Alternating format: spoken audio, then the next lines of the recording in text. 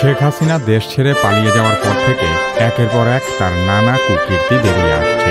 রাজনৈতিক ভিন্নমত পোষণকারীদেরকে দমন করতে আওয়ামী লীগ সরকারের সময়ে বহু মানুষকে গুম করা হয়েছে।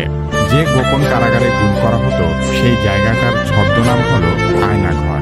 শেখ হাসিনার আস্থাভাজন বাংলাদেশের সামরিক বাহিনীর গোয়েন্দা সংস্থার কিছু অসৎ অফিসার এই আয়নাঘর পরিচালনা করত।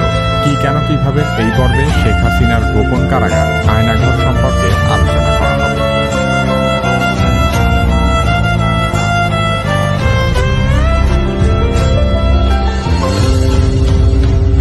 বাংলাদেশের প্রতিরক্ষা বাহিনীর গোয়েন্দা সংস্থা directorate general of forces intelligence বা ডিজিএফআই হিসেবে পরিচিত। অভিযোগ রয়েছে যে ডিজিএফআই এর কাউন্টার টেরোরিজম ইন্টেলিজেন্স ব্যুরো বা সিটিআইবি আয়নাঘর নামে পরিচিত কুখ্যাত কারাগারটি রক্ষণাবেক্ষণ করে থাকে। 2022 সালে সুইডেন ভিত্তিক একটি স্বাধীন সংবাদ মাধ্যম নেত্র নিউজের করা একটি অনুসন্ধানী প্রতিবেদনে আয়নাঘরের বিষয়টি সবার সামনে উঠে আসে। সেখান থেকেই দেশের মানুষ জানতে পারে যে বিভিন্ন সময়ে বলপূর্বক গুমের শিকার ব্যক্তিদেরকে আয়নাঘরে আটক করে নির্যাতন চালানো হতো। আয়নাঘরে ঢাকা সেনানিবাসের ভেতরেই অবস্থিত বলে ধারণা করা হয়।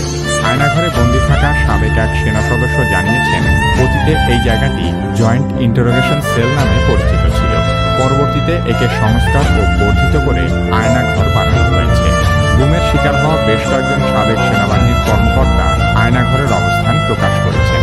তারা জানিয়েছেন, এই আয়নাঘরটি ডিজিএফআই এর অফিসের ঠিক পেছনেই অবস্থিত। এখানে কমপক্ষে 16টি কক্ষ রয়েছে, যেখানে একসাথে 30 জনকে বন্দী করে রাখা যায়। আয়নাঘরের দায়িত্বে থাকা কয়েকজন সামরিক কর্মকর্তা গোপন এই কারাগারের ছবিও প্রকাশ করেছেন। এসব ছবি দেখলেই বোঝা যায় গোপন এই কারাগারে কাউকে বন্দী করা কতটা অমানবিক। এখানে বহু লোককে বিনা বিচারে বছরের পর বছর, এমনকি যুগের পর যুগ আটকে রাখা হয়েছে। আয়নাঘরের বন্দীদের একজন বলেন, এসব কয়েদখানার দেয়ালে বহু লোকের নানা রকমের আত্মনাদ খোদাই করে লেখা আছে। কত লোককে যে এখানে ধরে নিয়ে যাওয়া হয়েছে তার কোনো ইয়ত্তা নেই। সবাইকে যে এখানে দীর্ঘ সময় বন্দী করে রাখা হয় এমনও নয়। অনেককেই ছেড়ে দেওয়া হয়েছে, আবার অনেককে এখান থেকে হত্যাও করা হয়েছে। আয়নাঘরের বন্দীদের নির্যাতনের কথা শুনে যে কোনো হৃদয়বান ব্যক্তির মনে হবে, এমন অমানবিক পরিবেশে দীর্ঘদিন বন্দী করে রাখার চেয়ে কাউকে হত্যা করাও অনেক ভালো।